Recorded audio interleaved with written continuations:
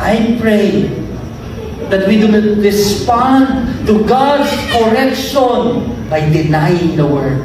Ano ang dapat natin gawin kapag na-point ni Lord, Lord, ako yung tinamaan ako? Ano kailangan mong gawin? You humble yourself before the Lord. Lord, patawarin mo ako at Lord, tulungan mo ako. Gusto ko na pong magbago. Amen? That's the way we respond. Yes or no? A lot of believers, alam na nilang mali, sige pa rin. Tuloy pa rin. They just ignore. O maaaring yung nagsasabi sa kanila na mali sila, inaaway nila, galit sila sa tao na yun. Sabi ni Lord, only understand fully and what?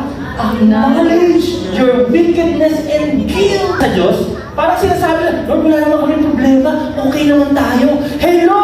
May problema tayo! Kilala ko yung laman ng puso ninyo.